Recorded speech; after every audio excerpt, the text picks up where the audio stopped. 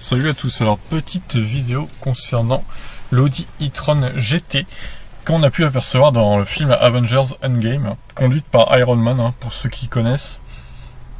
Donc je me suis renseigné un peu sur ce concept, sur cette voiture qui n'est qu'un concept pour l'instant, mais qui va être commercialisée quand même en 2021. Elle est super belle, franchement elle claque bien cette voiture, j'aime beaucoup.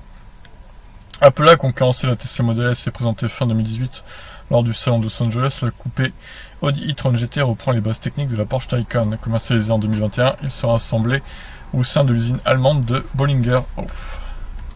Coupé 100% électrique, 4 places et 4 portes, l'Audi e-tron GT reprend la dimension des modèles de la catégorie Gran Turismo, soit un empattement de 2,90 m, une longueur de 4,96 m, une largeur de 1,96 m et une hauteur de 1,38 m. Si les images présentées ci-dessous sont celles du concept, la version de série devrait être extrêmement proche selon Audi. Super belle, franchement. Elle claque, Elle est super belle. À l'intérieur, on retrouve la même philosophie que celle du SUV e-tron. Numérique, le combiné d'instrumentation est complété par 2 écrans. Le premier sert à gérer la navigation et l'ensemble d'infodivertissement, tandis que le second permet de régler chauffage et climatisation. On va regarder un peu les photos à l'intérieur, voir ce que ça donne. C'est magnifique. Franchement, il n'y a pas à dire. Super belle, même à l'intérieur. Motorisation de l'Audi e-tron GT reprenant les mêmes caractéristiques que la Porsche Taycan. L'Audi e-tron GT est animé par 2 moteurs électriques répartis entre les essieux avant et arrière. Ces derniers cumulent 590 chevaux de puissance. Pas mal. En termes de perf, le véhicule promet une accélération de 0 à 100 en 3 secondes 5 et un 0 à 200 atteint un peu plus de 12 secondes. Afin de maximiser l'autonomie, la vitesse de pointe est bridée à 240. À l'usage, l'Audi e-tron GT proposa des modes de régénération comparables à ceux proposés sur le SUV Audi e-tron, assurés par les 2 moteurs électriques et un dispositif de freinage électro-hydraulique. Le système pourra fonctionner de manière autonome ou en usage manuel grâce à des palettes situées de part et d'autre du volant. Bien, le système de palettes repris de l'Audi e-tron et puis des Koren, Kia et Hyundai. D'après Audi, ce dispositif de récupération permettrait de récupérer jusqu'à 30% d'autonomie supplémentaire. Alors niveau batterie, donc installée sur la surface du plancher entre l'essieu avant et l'essieu arrière, la batterie lithium-ion qui alimente l'Audi e-tron GT cumule plus de 90 kWh de capacité énergétique. Pas mal. Selon le constructeur, l'autonomie est supérieure à 400 km en cycle WLTP. Alors pour le coup, la conso elle est un peu gigantesque aussi, un peu comme l'Audi e-tron SUV. Malgré que ce soit une berline et qu'on peut penser qu'elle soit plus aérodynamique, je constate quand même que il n'y a pas énormément d'autonomie vu la batterie embarquée. Bon, décidément la chaîne de traction électrique d'Audi n'a pas l'air terrible. L'Audi e-tron GT peut être chargé de plusieurs façons, par l'intermédiaire d'un câble connecté à la prise qui se trouve derrière le volet de l'aile avant gauche, ou par induction grâce au dispositif Audi Wireless Charging jusqu'à 11 kW. Alors par induction, il doit y avoir beaucoup de pertes. Je conseille pas ça, personnellement.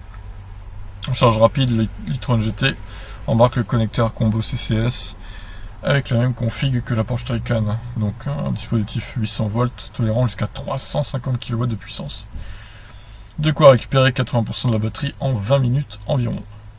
C'est monstrueux cette puissance de charge, ça fait c'est plus de 3 fois plus que la capacité de la batterie, quoi. Je sais pas si c'est très bien pour la durée de vie de la batterie, mais bon.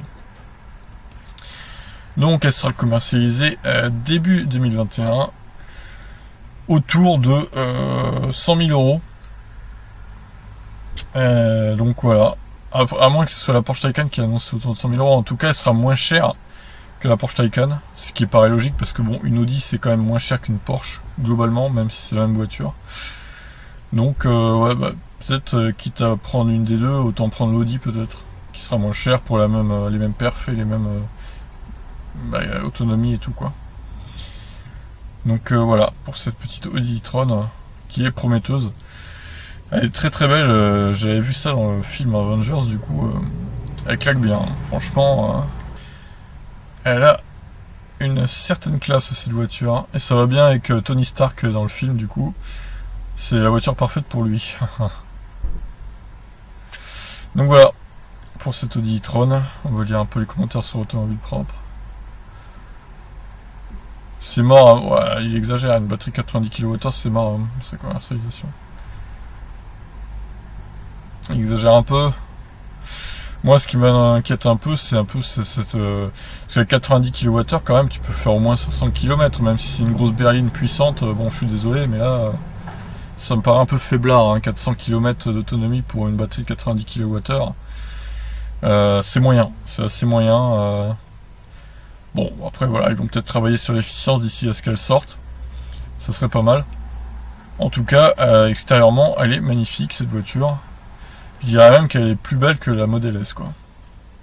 Franchement, elle est magnifique. N'hésitez pas à réagir, je vous laisse. Ciao.